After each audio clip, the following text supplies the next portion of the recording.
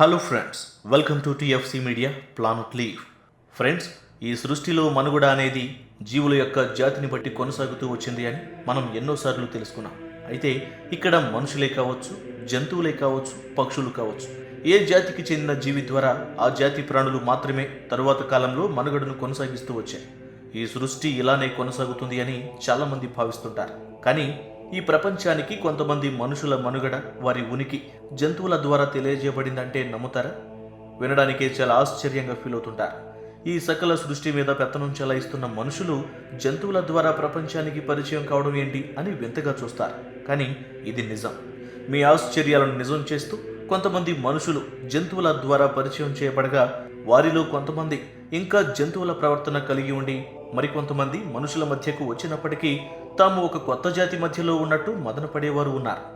ఇలా మనుషుల మధ్యకు జంతువుల ద్వారా వచ్చిన మనుషులకు సంబంధించిన వాస్తవ సమాచారాన్ని నేను మీకు ఈ వీడియోలో చూపించబోతున్నాను.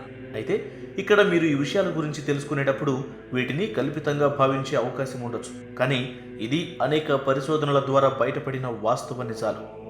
నెంబర్ 1, ఆక్సానా మలయా. 1991వ సంవత్సరంలో ఉక్రెయిన్కు చెందిన ఆక్సానా అనే అమ్మాయి తన 3 సంవత్సరముల వయసులో తల్లిదండ్రుల నుంచి వేరైంది. ఆ సమయంలో ఆమె తల్లిదండ్రులు మద్యపానం సేవించి ఆక్సానాను బయటే వదిలేసి వెళ్లారు. ఆ తరువాత ఆమె కుక్కలను భద్రపరిచే ఒక కెనాల్లోకి ప్రవేశించి వాటి మధ్యనే సుమారు 5 సంవత్సరముల పాటు పెరిగింది. ఇక ఆ తరువాత ఆమెను ఒక కుటుంబం దగ్గరకు తీసుకుంది. కానీ ఆమెలో అప్పటికే పెరిగిన వాతావరణం కారణంగా ఏర్పడిన కుక్క లక్షణాలు మాత్రం పోలేదు. వాటిలాగానే ఆమె కాళ్ళు చేతులతో నడవడం, పచ్చి మాంసం తినడం, అచ్చం కుక్కల్లాగే అరవడం చేస్తూ ఉంది. ఇక్కడ ఒక వింతైన విషయం ఏంటి అంటే, ఆమె అప్పటి వరకు పెరిగిన కెనాల్లో ఉన్న పెంపుడు జంతువులు కూడా ఆమెను తమ నుంచి దూరంగా తీసుకెళ్తున్న సమయంలో వాటి జాతి జీవుని వేరు చేస్తున్నట్టు అరుపులతో అక్కడి వారిని ఇబ్బంది పెట్టాయి. ఇక ఆమెను మామూలు మనుషుల్లో కలపడానికి చాలా సమయం పట్టింది. ఆక్సానాకు మనుషుల్లాగే 2 కాళ్లతో నడవడం, ఆహార నియమాలు నేర్పడం మొత్తం కూడా అతి కష్టమైన పనిగా మారింది. విచిత్రమైన హావభావాలను కలిగిన ఈమెను చాలా కాలం పాటు మానసిక వికలాంగుల సంస్థల్లో ఉంచి అన్నీ నేర్పించారు. ఆసక్తికరమైన పెరుగుదల కలిగిన మలయపై ఎన్నో టీవీ ఛానల్స్ అలాగే వార్తాపత్రికలు విశేషంగా దృష్టి పెట్టి ఆమె చరిత్రను వెలుగులోకి తెచ్చాయి. ఇంతకు ఆమె అన్ని సంవత్సరముల పాటు జంతువుల సంరక్షణలో అంత క్షేమంగా ఎలా పెరగగలిగింది అనేది మిస్టరీగానే మారింది.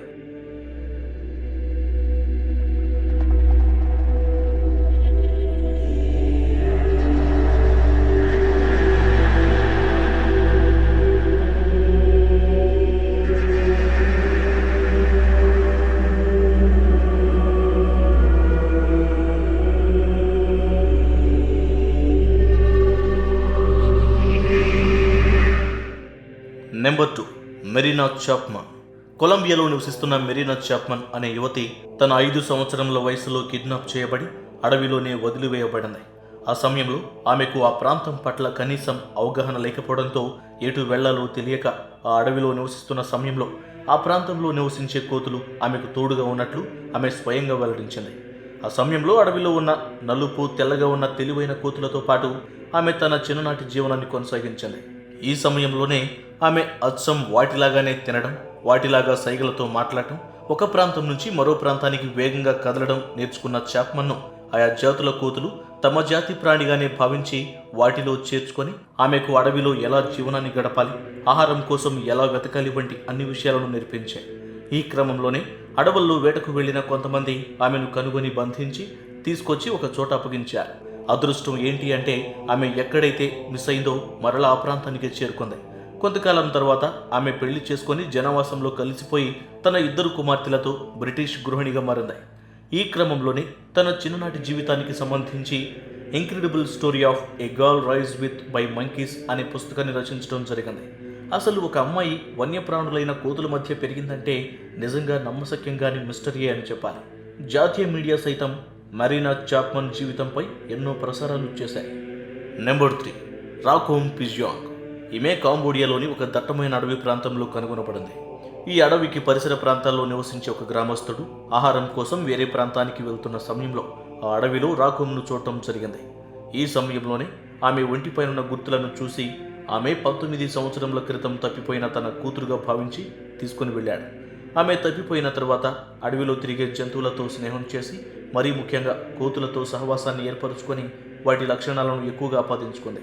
ఇలా అడవి జంతువుల మధ్య పెరగడం కారణం చేత ఆమెను తన తండ్రి జనావాసాల మధ్య కుటుంబంతో కలిపినప్పటికీ ఆమె ఒంటి మీద ఉన్న బట్టలు చింపుకోవడం, జంతువుల చేష్టలు చేయడం, మౌనంగా ఉండటం చేస్తుంది. మనుషులను కొత్తగా చూస్తూ కొన్నిసార్లు తిరిగి అడవిలోకి వెళ్లేందుకు కూడా ప్రయత్నించగా వారి కుటుంబీకులు ఆమెను కనుగొని తీసుకొచ్చారు. నెంబర్ 4, వన్యాయుడిన్. బర్డ్ బాయ్గా పిలువబడే వన్యాయుడిన్ను రష్యాలో 2008 ఫిబ్రవరిలో కనుగొనడం జరిగింది. ఇతని యొక్క వయసును అనుసరించి 2000 సంవత్సరం మధ్యకాలంలో జన్మించి ఉండవచ్చని భావిస్తారు. ఇతను మోగ్లీ సిండ్రోమ్ బారిన పడ్డట్టు తెలిపారు. దీని కారణంగా యుడిన్ చిన్న వయసులో తన తల్లి తనకంటే ఎక్కువగా తన పెంపుడు పక్షులని ఎక్కువగా ఇష్టపడింది. అదే సమయంలో యుడిన్ను నిర్లక్ష్యం చేయడంతో అతను పక్షులతోనే ఎక్కువగా గడుపుతూ వాటి హావభావాలు, వాటి అరుపుల ద్వారా పలు మాటలు నేర్చుకున్నాడు. ఈ క్రమంలోనే పెరిగే కొద్దీ మనుషులతో సంబంధాలను కోల్పోయి తన అపార్ట్మెంట్లోని పక్షుల మధ్య అలవాటైపోయాడు. దీంతో అతనికి బర్డ్ బాయ్గా పేరు చెందాయి. కొంతకాలం తర్వాత అతని తల్లి అతన్ని వదిలేయడంతో సామాజిక సేవా సంస్థలు తనను దగ్గరకు తీసి అతనికున్న మానసిక వ్యాధిని నివారించేందుకు గాను అతనికి చికిత్సను అందించడం జరిగింది. ఇది జంతువుల మధ్య పెరిగిన మనుషుల మిస్టరీకి సంబంధించి నేను మీకు అందిస్తున్న సమాచారం. మరిన్ని ఇంట్రెస్టింగ్ విషయాలను తెలుసుకోవడానికి మీరు మా ప్లానెట్ లీఫ్ ఛానల్ను సబ్స్క్రైబ్ చేసుకోవడం మర్చిపోకండి.